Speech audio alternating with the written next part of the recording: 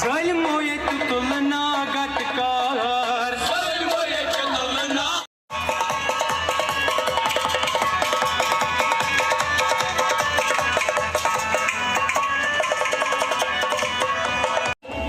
ऐसे संसो बसु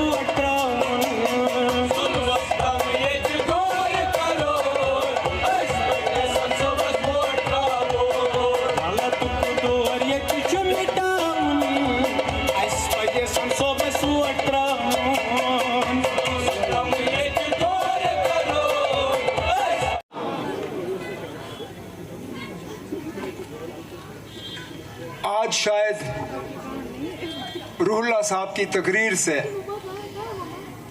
आपको एक सवाल का तो जवाब मिल ही गया, क्योंकि अक्सर बेशतर मुझसे सवाल ये किया जाता है कि श्रीनगर में आगा रूहुल्लाह मेहदी साहब को मैंडेट क्यों, और उसका जवाब रूहुल्लाह साहब की तकरीर में है। क्योंकि ये उम्मीदवार वो शख्स हैं जो मौक़िफ़ से हटते नहीं, उनको इस बात की परवाह नहीं है कि उनके किसी चीज़ का कहने से किसी को नाराज़गी होगी, किसी को बुरा लगेगा, कोई खुश होगा या नाराज़ होगा। इनके जहन में एक ही बात है कि जो सही है वो सही है, जो मौक़िफ़ है उससे हटना नहीं है। और इंशाअल्लाह जब वो आपके वोटों को लेके यहाँ से जून के पहले हफ्ते में कामयाब होकर आपकी नुमाइंदगी करने के लिए दिल्ली पार्लियामेंट चला जाएगा, तो इसी तरह दमदार और ज़ोरदार तकरीरों में वो आपकी नुमाइंदगी जो है यहाँ से करता रहेगा। और यही आपको चाहिए, यही आपको चाहिए, क्योंकि हमने बहुत नुमाइंदे ऐसे भी देखे जो यहाँ से गए और खामोश हुए। हमने वो लोग भी देखे जिन्होंने बीजेपी के खिलाफ वोट मांग के उन्हीं के साथ फिर हाथ मिलाया।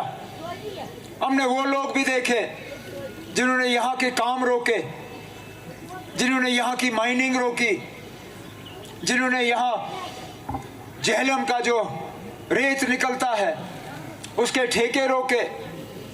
हमने वो लोग देखे जिन्होंने चोरी छुपे जो है बीजेपी को यहाँ अंदर लाने की साजिश रचाई, और आप खुलेआम कहते हैं कि हाँ जी हम बीजेपी के साथ हैं। उस बीजेपी के साथ जिस बीजेपी के लिए आज भी मुसलमानों के लिए कोई जगह नहीं, वो बीजेपी भी आज भी इस कौम के साथ जो है नफरत फैलाने पे लगी हुई है। और अफसोस की बात यह है कि उनको इस बात का एहसास जरा सा भी नहीं है कि इलेक्शन तो 3 जून को खत्म होगा। 3 जून को इलेक्शन खत्म होने के बाद जो 4.5 साल और 5 साल इस मुल्क को चलना होगा, कैसे चलोगे इस तरह नफरत फैला के? कहीं मंगलसूत्र की बात, कहीं जमीन की बात, लेकिन मकसद ये कि किसी ना किसी तरह तनाव पैदा हो, दुश्मनी पैदा हो, नफरत फैल जाए। कहने के लिए तो ये लोग कहते हैं कि तरक्की हुई जम्मू कश्मीर में, कहने के लिए तो ये लोग कहते हैं कि 370 हटने पे यहाँ लोगों ने बहुत तरक्की देखी। अरे नाब, क्यों हमारे जख्मों में आप नमक छिड़क रहे हो? ये वो बदकिस्मत इलाका है जिसने पिछले ही दिनों एक हादसे में नन्हे मुन्ने स्कूल जाते हुए बच्चों को हमसे जुदा होते हुए देखा। कुछ उनमें से आज भी नहीं मिले जिनको उनके माँ बाप जो हैं सही तरीके से दफन कर पाए। और क्यों? क्योंकि वो पुल उनके लिए बना नहीं, वो पुल उनके लिए बना नहीं जो पुल हमारे दौर में सैंक्शन हुआ था। आप कौन सी बड़ी बात करोगे?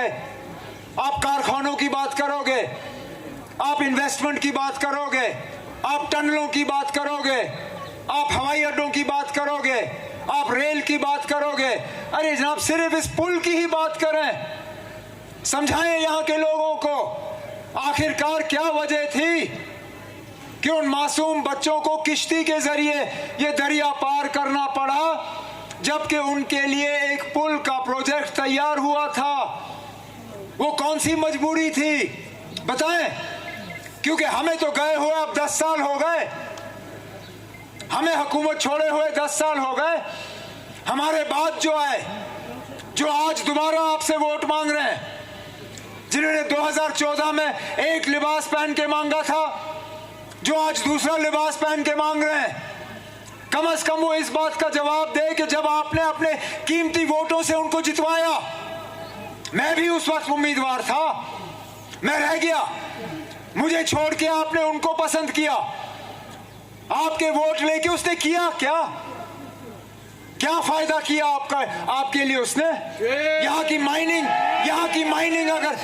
माइनिंग अगर बंद हुई तो उनके दौर में बंद हुई, अगर वो पुल का प्रोजेक्ट रुका तो उनके दौर में रुका, अगर यहाँ प्रॉपर्टी टैक्स लगना शुरू हुआ बदामी बाग कंटोनमेंट एरिया में, जहां इस शहर में और कहीं नहीं लगता, कहीं नहीं, मां सिवाय इस इलाके में, इनके दौर में यह सिलसिला शुरू हुआ।